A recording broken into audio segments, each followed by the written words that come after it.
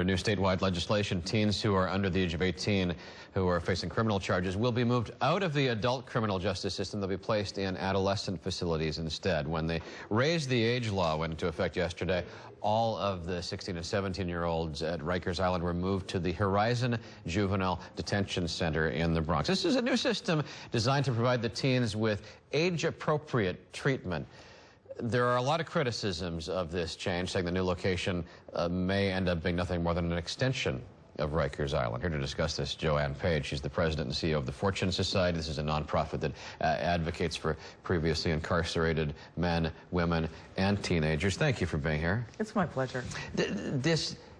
Are they just moving Rikers to another address here? So let me start by applauding the fact that we're doing it. We are behind every other state in the union in recognizing that young people are not the same as adults, and we're finally changing. So we applaud the change, but it's really important that it be done right.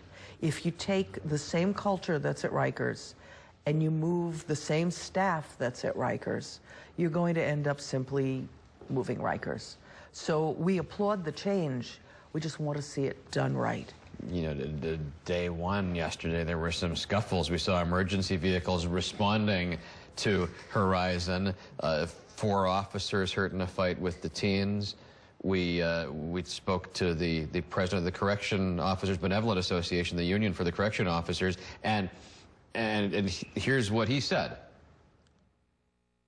They're gang members, and for whatever reason, somebody thought that changing the zip code was going to change the behavior.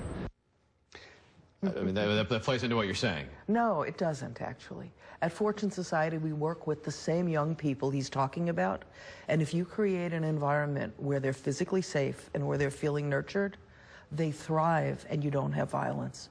We work with people. We see 7,000 people a year. We see people with some of the worst histories of violence in the city, and we run a very safe place because people are safe when they come to us. Violence feeds on violence. Rikers is a violent place. Our staff, one of our staff members said, you are either predator or prey at Rikers Island. If you move that culture to a youth facility, you've not made the changes that are needed. What's imperative is to change the staffing and the culture. If you don't have correction officers there, aren't you in for some trouble? Actually, you're in trouble if you bring people who are steeped in violence, both on the correction officer side and on the youth side.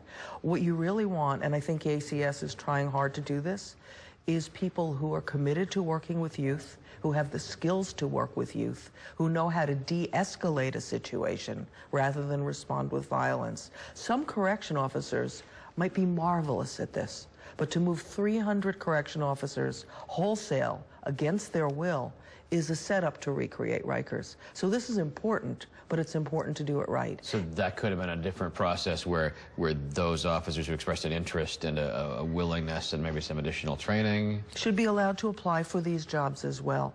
I don't think this is over. I think it's possible to move toward doing it better and better by replacing correction officers who are moved in wholesale with people who are trained and skilled, and correction officers who are committed to this should be welcome to apply. JoAnne Page of the Fortune Society, thank you for coming in this morning. My pleasure. Thank you. It is 8:36. There's some scary